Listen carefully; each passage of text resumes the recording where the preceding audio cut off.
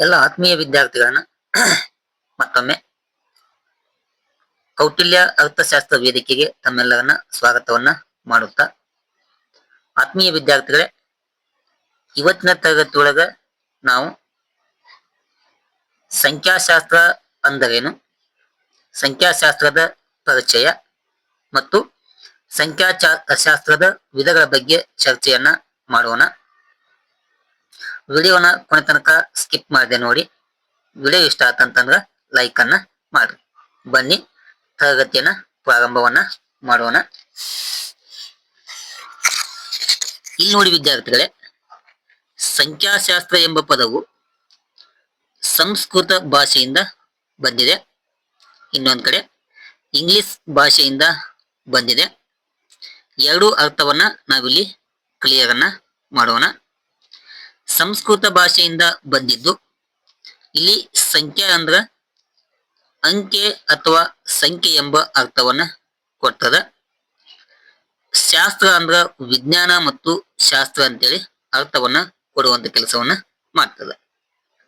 ಹೀಗಾಗಿ ಈ ಸ್ಟ್ಯಾಟಿಸ್ಟಿಕ್ಸ್ ಎಂಬ ಪದವು ಇಂಗ್ಲಿಷ್ ಭಾಷೆಯಿಂದ ಬಂದಿದ್ದು, ಅದು ಲ್ಯಾಟಿನ್ ಭಾಷೆಯ ಸ್ಟೇಟಸ್ ಎಂಬ ಪದದಿಂದ ಬಂದಿದ್ದು, ಅದರ ಅರ್ಥ ಏನಂತಂದ್ರೆ ರಾಜ್ಯದ ಸ್ಥಿತಿ ಅಥವಾ ಮಾಹಿತಿ ಎಂಬ ಅರ್ಥವನ್ನ ಕೊಡುವಂತ ಕೆಲಸವನ್ನ ಈ ಸಂಖ್ಯಾಶಾಸ್ತ್ರ ಅಥವಾ ಸ್ಟ್ಯಾಟಿಸ್ಟಿಕ್ಸ್ ಮಾಡುತ್ತದೆ. ಇಷ್ಟು ಪೀಠಿಕೆಯಲ್ಲಿ ವಿದ್ಯಾರ್ಥಿಗಳು ಗಮನಿಸುವಂತ ಪ್ರಮುಖ ಅಂಶ ಆಗಿದೆ. ಇಷ್ಟಾದ್ಮೇಲೆ ಇನ್ನು ಸಂಖ್ಯಾಶಾಸ್ತ್ರ ಅಂದರೇನು ಎಂಬುದರ ಬಗ್ಗೆ ತಿಳಿದುಕೊಳ್ಳೋಣ. ಸಂಖ್ಯಾಶಾಸ್ತ್ರ ಅಂದ್ರೆ ನಾವಿಲ್ಲಿ ಗಮನಿಸಬೇಕು, ಅಂಕಿ ಅಂಶಗಳ ಒಂದು ಸಂಗ್ರಹಣೆ ಆಗಿದೆ. ನೋಡಿ, ನಮ್ಗೆ ಯಾವ್ದಾದ್ರು ಒಂದು ಅಧ್ಯಯನ ಸಂಪೂರ್ಣವಾಗಿ ಅರ್ಥ ಆಗ್ಬೇಕಂತಂದ್ರ, ಯಾವ್ದಾದ್ರು ಒಂದು ಮಾಹಿತಿ ನಮ್ಗೆ ಸಂಪೂರ್ಣವಾಗಿ ತಿಳಿಬೇಕಂತಂದ್ರ, ನಮ್ಗೆ ಯಾವುದರ ಒಂದು ಆಧಾರ ಪ್ರಮುಖವಾಗಿ ಕಂಡು ಬರ್ತದೆ, ಈ ಅಂಕಿ ಅಂಶಗಳ ಒಂದು ಪ್ರಮುಖತೆ ಕಂಡು ಬರ್ತದೆ. ಈ ಅಂಕಿ ಅಂಶಗಳನ್ನ ನಾವ್ ಏನ್ ಮಾಡ್ಬೋದು, ಒಂದು ಮಾಹಿತಿಯನ್ನ ಸಂಪೂರ್ಣವಾಗಿ ತಿಳಿದುಕೊಳ್ಳಲು ಸಾಧ್ಯವಾಗ್ತದೆ. ಹೀಗಾಗಿ ಈ ಸಂಖ್ಯಾಶಾಸ್ತ್ರ ಅಂದ್ರ ಈ ಅಂಕಿ ಸಂಖ್ಯೆಗಳನ್ನ ಅಥವಾ ಅಂಶಗಳನ್ನ ಸಂಗ್ರಹಣೆ ಮಾಡುವಂತ ಒಂದು ಶಾಸ್ತ್ರಕ್ಕೆ ನಾವು ಸಂಖ್ಯಾಶಾಸ್ತ್ರ ಅಂತೇಳಿ ಕರಿತೇವೆ. ಅಥವಾ ಈ ಅಂಕಿ ಸಂಖ್ಯೆಗಳ ಸಂಗ್ರಹಣೆ, ವಿಶ್ಲೇಷಣೆ ಮತ್ತು ಅರ್ಥ ವಿವರಣೆ ಮಾಡಲು ಅಳವಡಿಸುವ ವಿವಿಧ ವಿಧಾನಗಳಿಗೆ ನಾವು ಸಂಖ್ಯಾಶಾಸ್ತ್ರ ಎಂದು ಕರೆಯುತ್ತೇವೆ. ನೋಡಿ, ನಾವು ಅಂಕಿ ಸಂಖ್ಯೆಗಳನ್ನ ಸಂಗ್ರಹಣೆ ಮಾಡೋದಾಗ್ಬೋದು, ಅವುಗಳ ವಿಶ್ಲೇಷಣೆ ಆಗ್ಬೋದು, ಅವುಗಳನ್ನ ಅರ್ಥ ವಿವರಣೆ ಮಾಡಲು ಅಳವಡಿಸುವಂತ ಒಂದು ವಿಧಾನ ಇದೆಯಲ್ಲ, ಆ ವಿಧಾನಗಳಿಗೆ ನಾವು ಸಂಖ್ಯಾಶಾಸ್ತ್ರ ಅಂತೇಳಿ ಕರೆಯುವಂತ ಕೆಲಸವನ್ನ ಮಾಡ್ತೇವೆ. ಇದು ಸಂಖ್ಯಾಶಾಸ್ತ್ರದ ಅರ್ಥ ಆಗಿದೆ. ಅರ್ಥ ಆದ್ಮೇಲೆ ಆ ಸಂಖ್ಯಾಶಾಸ್ತ್ರದ ಬಗ್ಗೆ ಎರಡು ವ್ಯಾಖ್ಯವನ್ನ ಗಮನಿಸೋಣ. ಎ.ಎಲ್. ಚಾಲೆರವರ ಪ್ರಕಾರ ಸಂಖ್ಯಾಶಾಸ್ತ್ರವನ್ನ ನಾವು ಲೆಕ್ಕಾಚಾರದ ವಿಜ್ಞಾನ ಎಂದು ಕರೆಯಬಹುದು. ಎಂತ ವಿಜ್ಞಾನ? ಲೆಕ್ಕಾಚಾರದ ವಿಜ್ಞಾನ ಅಂತೇಳಿ ಯಾರು ಕರೆದಿದ್ದಾರೆ? ಎ.ಎಲ್. ಚಾಲೆರವರು ಕರೆದಿದ್ದಾರೆ. ಇನ್ನೊಬ್ಬ ಸಂಖ್ಯಾಶಾಸ್ತ್ರಜ್ಞ ಬಾಡಿಂಗ್ ಟನ್ ಅಂತೇಳಿ, ಅವರ ಪ್ರಕಾರ ಸಂಖ್ಯಾಶಾಸ್ತ್ರ ಅಂದಾಜುಗಳ ಮತ್ತು ಸಂಭವನೀಯತೆಗಳ ವಿಜ್ಞಾನ ಆಗಿದೆ. ಎಂತದು? ಒಂದು ಅಂದಾಜಂತ, ಇನ್ನೊಂದು ಸಂಭವನೀಯತೆಗಳ ವಿಜ್ಞಾನಕ್ಕೆ ಟನ್ ಅವ್ರು ಏನ್ ಕರೆದಾಗ ಸಂಖ್ಯಾಶಾಸ್ತ್ರ ಅಂತೇಳಿ ಕರೆದಿದ್ದಾರೆ. ಇಷ್ಟು ಸಂಖ್ಯಾಶಾಸ್ತ್ರದ ಅರ್ಥ ಮತ್ತು ವ್ಯಾಖ್ಯೆಗಳು ಆಗಿವೆ. ಇನ್ನು ಸಂಖ್ಯಾಶಾಸ್ತ್ರದಲ್ಲಿ ಕೆಲವೊಂದು ವಿಧಗಳು ಬರ್ತಾವು. ಆ ವಿಧಗಳು ಯಾವ ಅಂತೇಳಿ ನಾವು ಒಂದೊಂದಾಗಿ ಚರ್ಚೆ ಮಾಡುವಂತಹ ಪ್ರಯತ್ನವನ್ನ ಮಾಡಲಾಗ್ತದೆ. ದ ಟೈಪ್ಸ್ ಆಫ್ ಸ್ಟ್ಯಾಟಿಸ್ಟಿಕ್ಸ್ ಅಂತೇಳಿ ಒಂದನೆಯ ವಿಧ ವಿವರಣಾತ್ಮಕ ಸಂಖ್ಯಾಶಾಸ್ತ್ರ ಅಂತೇಳಿ, ಅದಕ್ಕೆ ನಾವು ಡಿಸ್ಕ್ರಿಪ್ಟಿವ್ ಸ್ಟ್ಯಾಟಿಸ್ಟಿಕ್ಸ್ ಅಂತೇಳಿ ಕರಿತೀವಿ. ಏನು? ವಿವರಣಾತ್ಮಕ ಸಂಖ್ಯಾಶಾಸ್ತ್ರ. ಇಲ್ಲಿ ಇದು ದತ್ತಾಂಶ ಸಮೂಹ ಅಥವಾ ದತ್ತಾಂಶ ದಳದ ಲಕ್ಷಣಗಳನ್ನ ವಿವರಣೆಯನ್ನ ಮಾಡುತ್ತದೆ.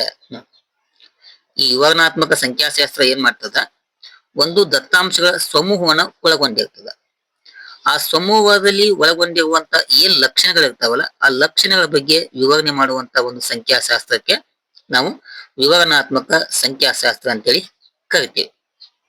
ಅದಕ್ಕೆ ಎಕ್ಸಾಂಪಲ್ ಕೊಟ್ಟಲ್ಲಿ ಒಂದು ಶಾಲೆಯಲ್ಲಿನ ವಿದ್ಯಾರ್ಥಿಗಳ ಅಂಕಗಳ ಸರಾಸರಿಯನ್ನು ಕಂಡು ಹಿಡಿಯುವುದು, ಇದು ವಿವರಣಾತ್ಮಕ ಸಂಖ್ಯಾಶಾಸ್ತ್ರಕ್ಕೆ ಉದಾಹರಣೆ ಆಗಿದೆ. ಹಂಗಂತಂದ್ರ ಈ ಒಂದು ಶಾಲೆಯಲ್ಲಿರುವಂತ ವಿದ್ಯಾರ್ಥಿಗಳ ಅಂಕಗಳನ್ನ ಸರಾಸರಿ ಕಂಡಿಡಿದಾಗ ಅಲ್ಲಿ ಫಸ್ಟ್ ಪ್ಲೇಸಿಗೆ ಯಾರು ಬಂದಾಗ ಸೆಕೆಂಡು ಥರ್ಡು ವಿದ್ಯಾರ್ಥಿಗಳ ಕಲಿಕಾ ಮಟ್ಟ ಏನಿದೆ ಅದರಲ್ಲಿ ಹಿಂದುಳಿದಂತ ವಿದ್ಯಾರ್ಥಿಗಳ ಸಂಖ್ಯೆ ಎಷ್ಟು, ಟಾಪರ್ ಸಂಖ್ಯೆ ಎಷ್ಟು, ಎಲ್ಲವುಗಳ ಮಾಹಿತಿಯನ್ನ ನಾವು ವಿವರಣಾತ್ಮಕ ಸಂಖ್ಯಾಶಾಸ್ತ್ರದ ಮೂಲಕ ತಿಳಿದುಕೊಳ್ಳಲು ಸಾಧ್ಯ ಇದೆ. ಇದು ಇರುವಂತ ಒಂದನೆಯ ವಿಧ. ಈ ವಿವರಣಾತ್ಮಕ ಸಂಖ್ಯಾಶಾಸ್ತ್ರದಲ್ಲಿ ಕೆಲವೊಂದು ಅಂಶಗಳು ಬರ್ತಾವು, ಕೆಲವೊಂದು ವಿಧಗಳು ಬರ್ತಾವು. ಅವು ಯಾವ ಅಂತೇಳಿ ಚರ್ಚೆಯನ್ನ ಮಾಡೋಣ. ಇದರಲ್ಲಿ ಬರುವಂತ ಒಂದನೆಯ ವಿಧ ಆವರ್ತನ ಹಂಚಿಕೆ ಅಂತೇಳಿ, ಅದಕ್ಕೆ ನಾವು ಫ್ರೀಕ್ವೆನ್ಸಿ ಡಿಸ್ಟ್ರಿಬ್ಯೂಷನ್ ಅಂತೇಳಿ ಕರಿತೇವೆ. ಇಲ್ಲಿ ಪರಿಮಾಣಾತ್ಮಕ ಮತ್ತು ಗುಣಾತ್ಮಕ ದತ್ತಾಂಶಕ್ಕೆ ಯಾವ ರೀತಿಯಲ್ಲಿ ಪ್ರತಿಕ್ರಿಯೆಯನ್ನ ನೀಡಲಾಗುತ್ತದೆ ಎಂಬುದನ್ನ ಇದು ನಮಗೆ ತಿಳಿಸಿಕೊಡುವಂತ ಕೆಲಸವನ್ನ ಮಾಡ್ತದೆ. ಎಂತ ದತ್ತಾಂಶ? ಒಂದು ಪರಿಮಾಣಾತ್ಮಕ, ಇನ್ನೊಂದು ಗುಣಾತ್ಮಕ ದತ್ತಾಂಶ ಬಳಸಲಾಗುತ್ತದೆ. ಆವರ್ತನ ಹಂಚಿಕೆಯನ್ನ ನಾವು ಏನ್ ಮಾಡುವ, ಒಂದು ಕೋಷ್ಟಕ ಅಥವಾ ಒಂದು ಪಟ್ಟಿಯ ಮೂಲಕ ಮುಂದಿನ ಒಂದು ವಿವರಣೆ ಏನ್ ಬರುತ್ತಲ್ಲ ಆ ವಿವರಣೆಯಲ್ಲಿ ಇದ್ರ ಬಗ್ಗೆ ಚರ್ಚೆಯನ್ನ ಮಾಡೋಣ.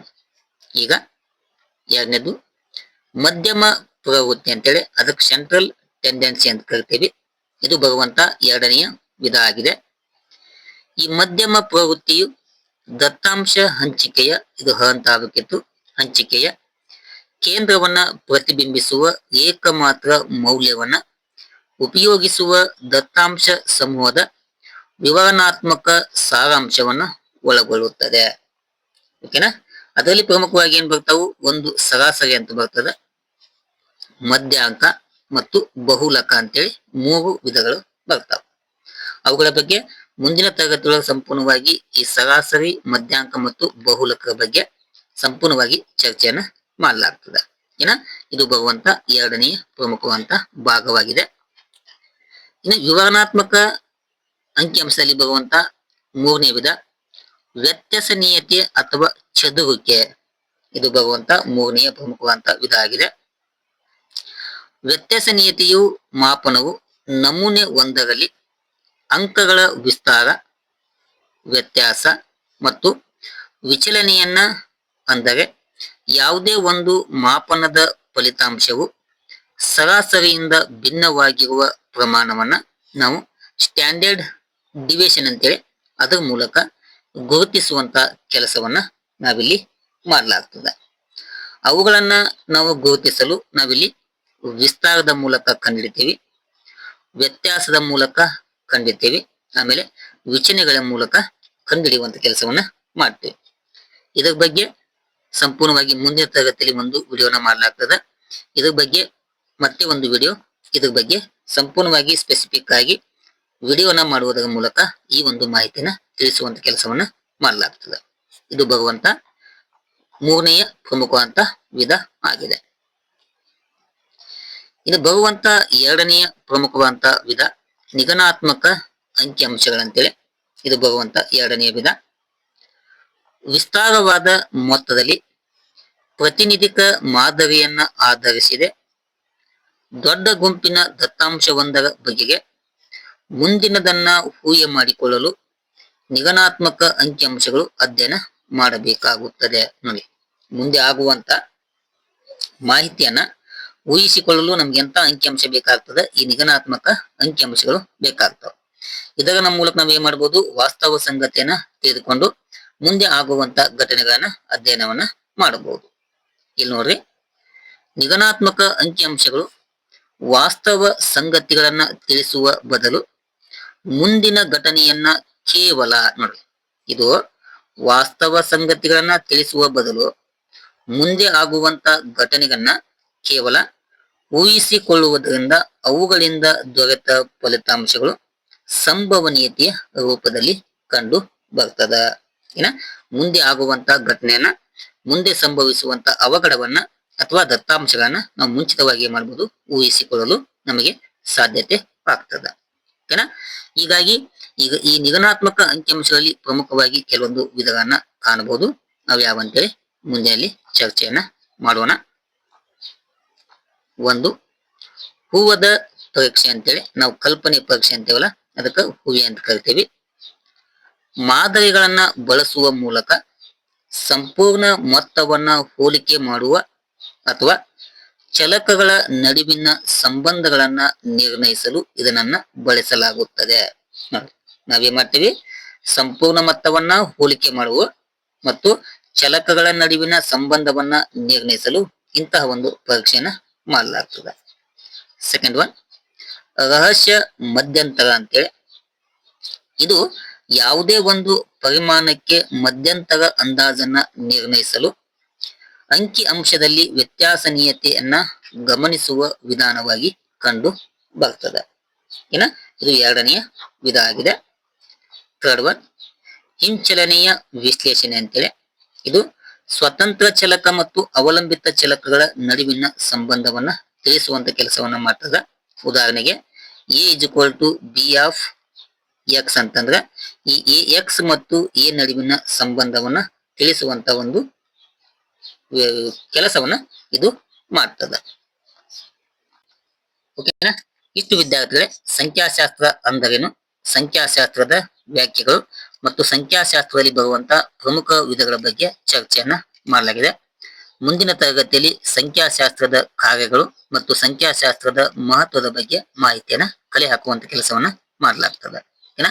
ಇಲ್ಲಿಯ ತನಕ ತರಗತಿ ವೀಕ್ಷಣೆ ಮಾಡಿದ ಎಲ್ಲಾ ವಿದ್ಯಾರ್ಥಿಗಳಿಗೆ ಧನ್ಯವಾದಗಳನ್ನ ತಿಳಿಸ್ತಾ ಈ ತರಗತಿಯನ್ನ ಇಲ್ಲಿಗೆ ಮುಗಿಸ್ತೇನೆ. Thank you. ನಮಸ್ಕಾರ.